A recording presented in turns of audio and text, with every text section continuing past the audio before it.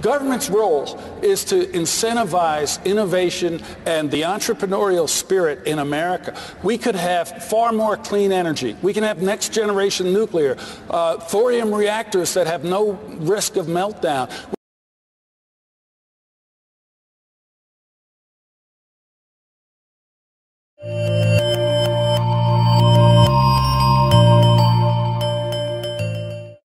Thorium is a naturally occurring nuclear fuel that is 4 times more common in the Earth's crust than uranium. It can be used in liquid fluoride thorium reactors to produce electrical energy, heat, and other valuable products. It's so energy dense that you can hold a lifetime supply of thorium energy in the palm of your hand. Right now we're burning fossil fuels because they're easy to find and because we can.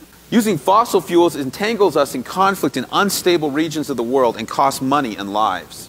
Things could be very different if we were using thorium. You see, in a lifter, we could use thorium about 200 times more efficiently than we're using uranium now. Because the lifter is capable of almost completely releasing the energy in thorium, this reduces the waste generated over uranium by factors of hundreds and by factors of millions over fossil fuels. One day I was in a friend's office at work and I noticed this book on the shelf, Fluid-Fueled Reactors, and I was interested and asked him if I could borrow it. Inside that book, I learned about research in the United States back in the 1950s into a kind of nuclear reactor that wasn't based on solid fuel or on water cooling. It didn't have the problems of the water-cooled reactor. And the reason why was pretty neat.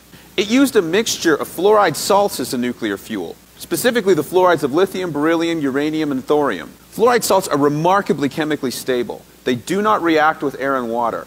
You have to heat them up to about 400 degrees Celsius to get them to melt. But that's actually perfect for trying to generate power in a nuclear reactor. Here's the real magic. They don't have to operate at high pressure.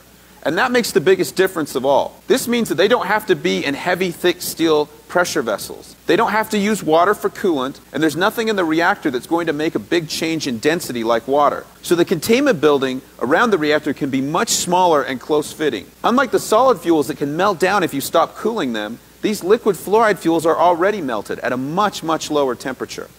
Do we have enough thorium? Yes, we do. In fact, in the United States, we have over 3,200 metric tons of thorium that was stockpiled 50 years ago and is currently buried in a shallow trench in Nevada. This thorium, if used in lifters, could produce almost as much energy as the United States uses in 3 years. And thorium is not a rare substance either. There are many sites like this one in Idaho, where an area the size of a football field would produce enough thorium each year to power the entire